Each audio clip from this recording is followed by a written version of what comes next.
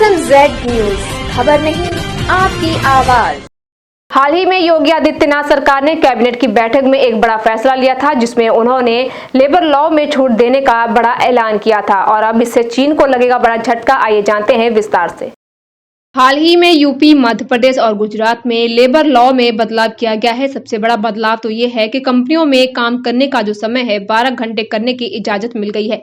हालांकि सरकार ने कहा है कि सिर्फ वही कर्मचारी या मजदूर 8 घंटे से अधिक काम करेंगे जो करना चाहेंगे, लेकिन इस बात का भी डर है कि कंपनियां इसका इस्तेमाल अपने फायदे और मजदूरों का शोषण करने के लिए कर सकती हैं।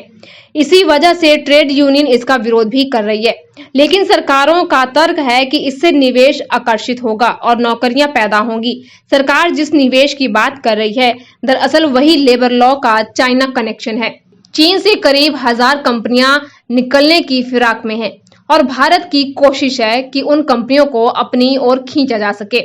ऐसे में लेबर लॉ बदला जा सकता है ताकि कंपनियों को वैसा ही माहौल दिया जा सके जैसा उन्हें चीन से मिला हुआ था। बता दें कि चीन में अधिकतर आईईटी कंपनियों में 12 घंटे तक भी काम होता है। अगर ये 1000 कंपनियां भारत में आती हैं तो बेशक भारी भरकम निवेश आएगा और जब इतनी सारी कंपनियां यहां आएंगी तो उससे नौकरियां भी पैदा होंगी।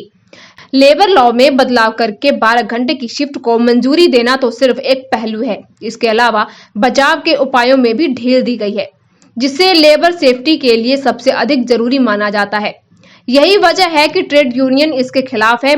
मौजूदा समय में इतने सख्त नियमों के बावजूद बहुत सारी कंपनियां मजदूरों का शोषण करने से नहीं चूकती हैं, तो फिर नियमों में ढील देने के बाद तो कंपनियों को शोषण करने का एक हथियार ही मिल जाएगा। चीन में बहुत सारी आईईटी कंपनियों में 12 घंटे की शिफ्ट होती है। इसे चीन में 996 वर्किंग आवर्स सिस्टम भी कहा जाता है, क्योंकि इससे तहत सुबह 9 बजे से रात 9 बजे तक हफ्ते में 6 दिन काम होता है, यानी 72 घंटे। चीन में भी और बाहर के देशों में भी इसकी आलोचना होती रही है, लेकिन कम्युनिस्ट पार्टी वाले चीन में ये चलता आ रहा है। इसके खिलाफ वहां कुछ प्रदर्शन भी हुए हैं। पिछले दिनों में से ये खबर आ रही है कि कोरोना वायरस की वजह से करीब 1000 मैन्युफैक्चरिंग कंपनियां चीन छोड़ने की तैयारी में हैं। भारत उनके लिए नया ठिकाना हो सकता है और मोदी सरकार अब इसी कोशिश में लगी है कि उन्हें भारत में आकर्षित किया जाए। चुनौती ये है कि चीन जैसा इंफ्रास्ट्रक्चर और चीन जितनी सस्ती लेबर कहां से लाएं। इसी वजह से लेबर लॉ बदला जा रहा है ताकि इन कंपनियों को लुभाया जा सके। अगर बात चीन की करें तो वहां पर सबसे अहम चीज थी लेबर और इंफ्रास्ट्रक्चर।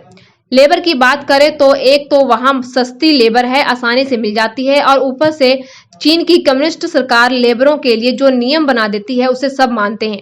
ऐसे में कंपनियों को लेबर की तरफ से या लेबर के लिए कोई दिक्कत नहीं आती। वहीं चीन ने इंफ्रास्ट्रक्चर पर खूब काम किया ही है, जिससे कंपनियां चीन में अपने प्रोडक्शन हब लगा लेती हैं। भले ही वह कंपनी अमेरिका की हो या जापान की हो या अन्य देशों की, वह अपने देश में प्रोडक्शन हब न लगाकर दूसरे देशों में प्रोडक्शन हब लगाती हैं और चीन जैसे देश इसके लिए सबसे बेहतर विकल्प होते हैं। अगर आपको ये वीडियो पसंद आई हो तो वीडियो को लाइक कीजिए और ऐसे ही अपडेट्स के लिए हमारे चैनल को सब्सक्राइब कीजिए और बेल आइकन जरूर हिट कीजिए ताकि सभी नोटिफिकेशन आप तक सबसे पहले पहुंच सके।